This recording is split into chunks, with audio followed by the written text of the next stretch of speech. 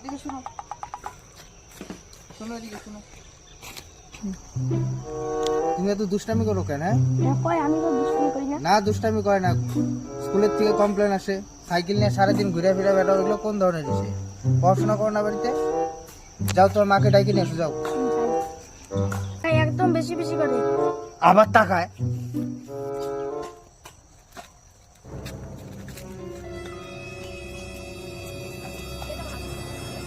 এইটা আমার বাসে।